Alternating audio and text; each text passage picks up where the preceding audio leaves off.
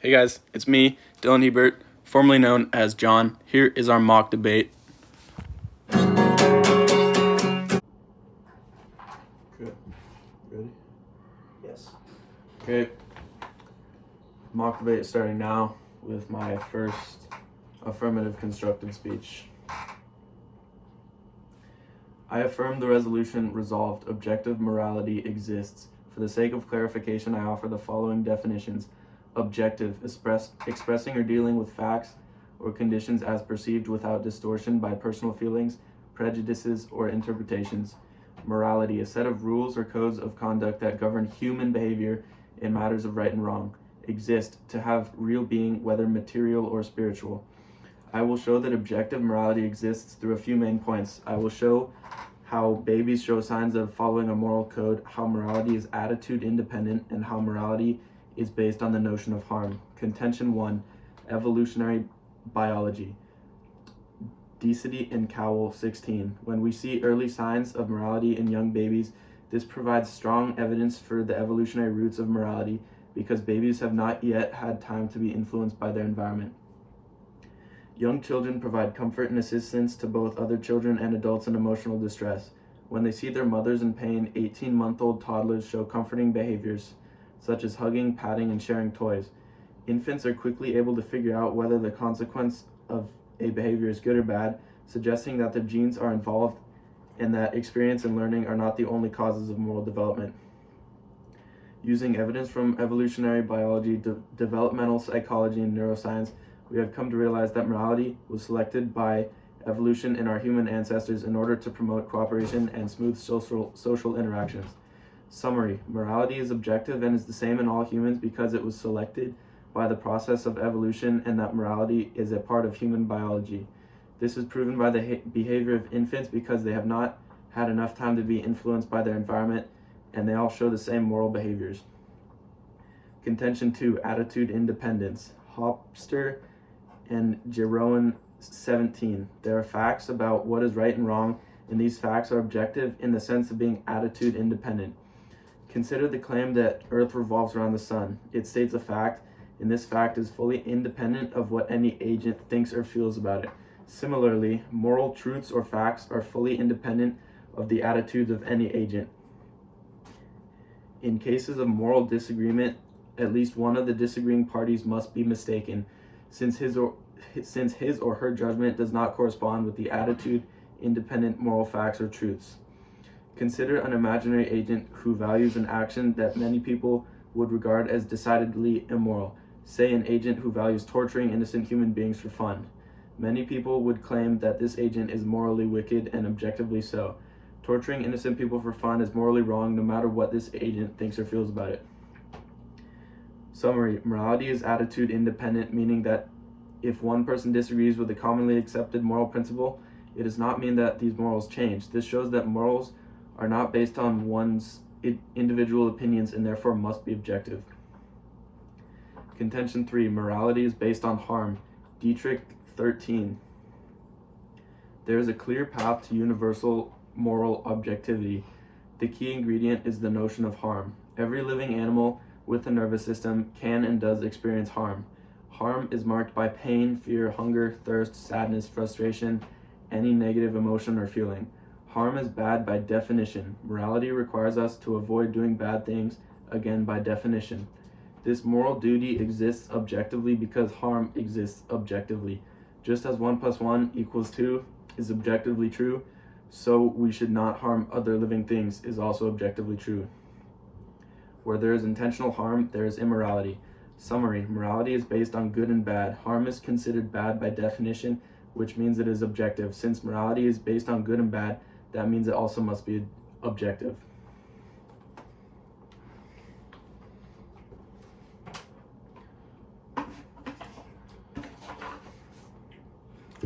He's speaking next. Yes.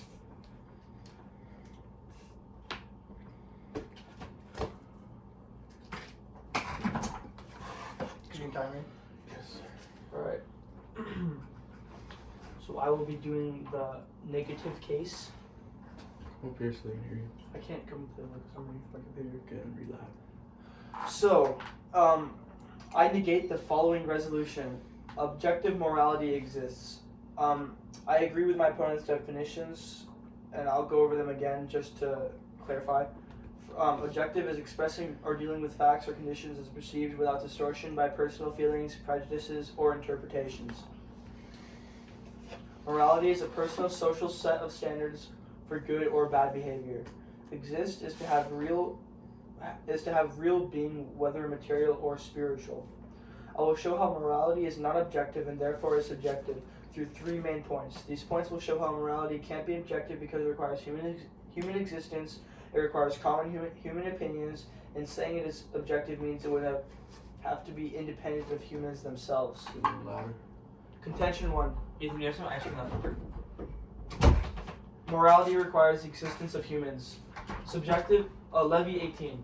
Subjective does not necessarily mean related to feeling. It simply means that it varies from person to person. To say that morality is subjective is to say that it varies from person to person, that it cannot be referred to without reference to an individual. It means that there is no morality outside of the individual or set of individuals. Thus, societal standards are also subjective. To say that something is objective, on the other hand, means that it doesn't depend on any observers to exist. To say that morality is objective is to say that it exists independent of there being persons in the universe. Those who believe morality is objective believe true morality is constituted by non-human standards. The summary is basically morality obviously depends on humans because it is based on human behavior and what differentiates good actions from bad. To say morality is objective means it does not depend on any humans at all. So morality must be subjective because it literally would not exist without the existence of humans. Contention 2. Morality depends on common human opinions. Hellier 13. If morality were objective, it would have to be conceivable that the statement George's actions were wrong and he deserved to be punished would be true even if every human in the world were of the opinion George's actions seem fine to me, perhaps even laudable. Thus, if morality were an absolute set by was an absolute set by God, something could be immoral even if every human disagreed. Human feelings and desires are what ultimately count, and that is a subjective morality. Thus, a subjective morality is strongly preferable because, by definition, it is what we humans want. Summary: morals are entirely based on what humans want and therefore are subjective. If they were objective, they could be entirely different from what every other human thinks is right, because they wouldn't be based on human opinion. But this is obviously not the case, so morality must be subjective. My third and final contention: objective morality would be independent of the human species. Hellier 13. An objective morality must be, by definition, be independent of human opinion and thus be independent of humans. There are trillions of galaxies in the known universe, each with trillions of stars and trillions of planets. And for all we know, there may be millions of species on many of these planets. A K-selected species would have different morality from an R-selected species. A haplodiploid or eusocial species would have very different morality from us.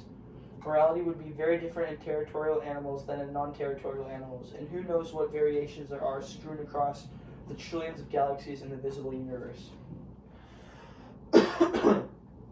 Summary: to say morality is objective means that it is entirely dependent of the human species, and therefore must mean that morality is the same for all species on Earth.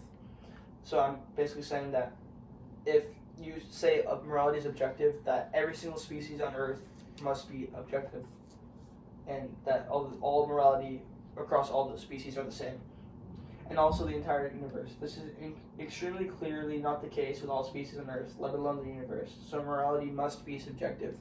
Thank you. In the end. Boom. Okay, now we're gonna do cross-X. Okay, now we're gonna do some cross-X. I will start. I'll do the first one, then he'll do the second one. We'll do it for about a minute each.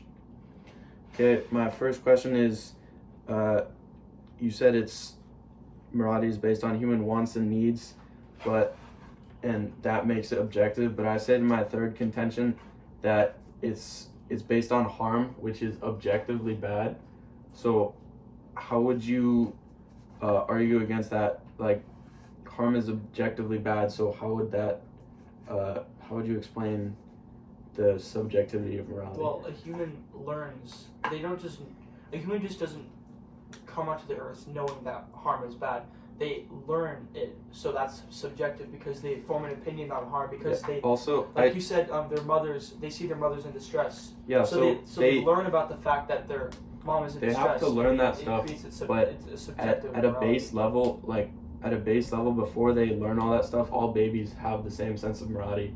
So, basically, it's even if some people like disagree at a very small level, they'll still all have a base sense of morality that's shown in babies. I don't agree with that statement. Okay, time's up. Now you can ask me questions. Okay. So Go.